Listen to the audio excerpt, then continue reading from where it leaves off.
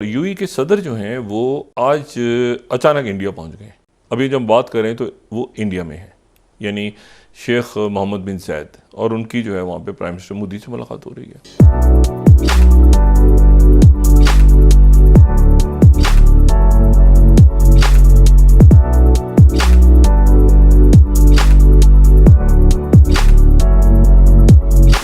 आप सिर्फ chemistry check करें जो कि वज़ीर-ए-आज़म मोदी की और यूएई प्रेसिडेंट की है, you will see this is something very extraordinary. और उनका जिस तरीके से पुरतपाक इस्तकबाल किया गया है, जैसे उनको वेलकम किया गया है, वो अपनी मिसाल आप था। अहमदाबाद के अंदर रोड शो हो रहा है, मोदी और यूएई का शेख मिलके लोगों से इंटरेक्शन कर रहे हैं, बातचीत कर रहे हैं, रोड शो कर रहे हैं।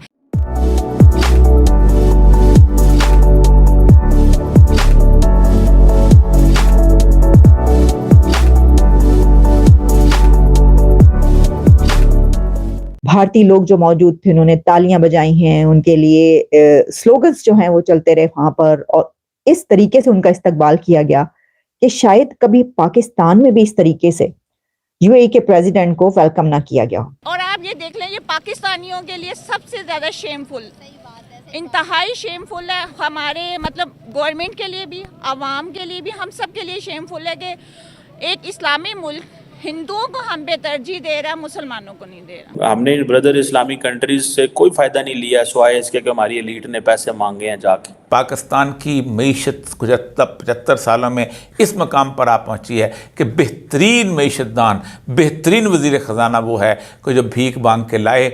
मोहम्मद बिन जायद को ये कॉन्फिडेंस ना होता कि prime minister Modi is returning to power in 2024, तो आज का ये रोड शो वो नहीं करते।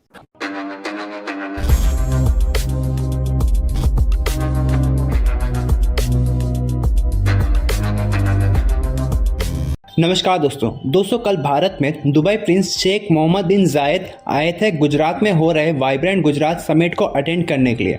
और वाइब्रेंट गुजरात में कई मिलियंस ऑफ डॉलर्स की इन्वेस्टमेंट आ रही है और इसमें यूएई का एक बहुत बड़ा रोल है।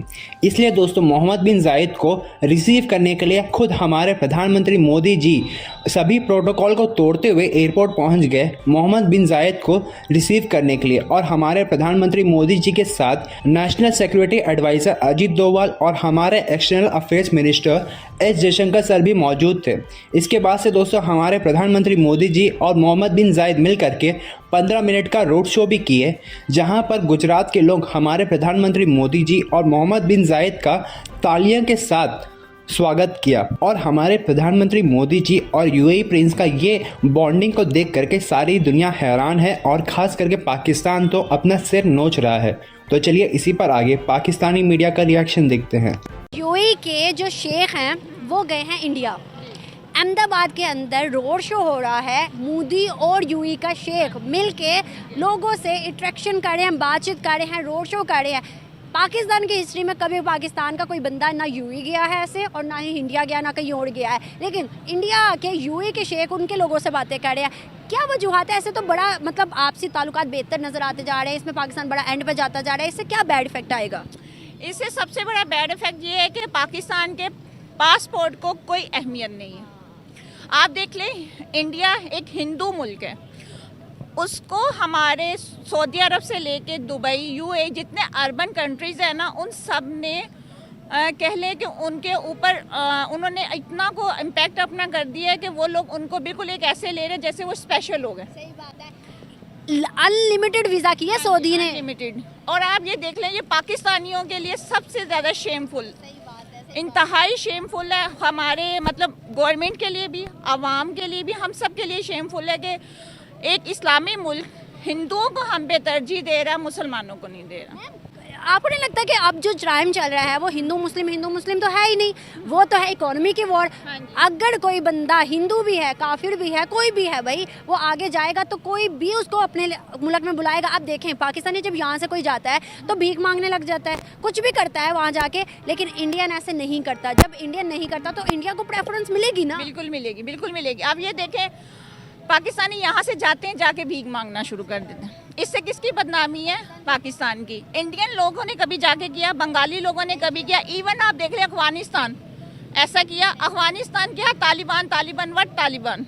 आप ये देखें कि बेशक वो जो भी थे, उन्होंने अमेरिका जैसी सुपर पावर को शिकस्त दी। उसके बाद उन्होंने अपने मुल्क के अंदर इतनी अच्छी अपनी गवर्नमेंट की है कि उन्होंने एक इलेक्ट्रिक कार बना ली। आप बता लें पाकिस्तान में पिछले 6-7 सालों से कोई इलेक्ट्रिक बाइक भी निकली हो?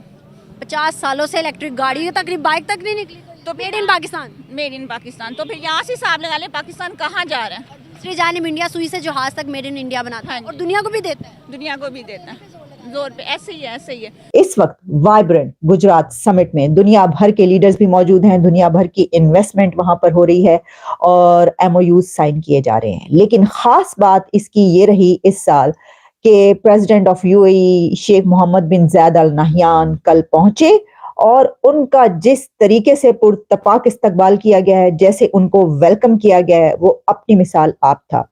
जब वो पहुंचे हैं एयरपोर्ट पर, उनको भारत के वजीर आजम नरेंद्र मोदी साहब खुद लेने के लिए गए। शेख जैद साहब जब आए, उनकी मुलाकातें एक्सटर्नल अफेयर मिनिस्टर से लेकर अजीब डोवल साहब तक हुई सबसे। उसके बाद हुआ क्या, उसके बाद उनको लेकर तकरीबन 15 मिनट्स तक एक रोड शो किया गया है।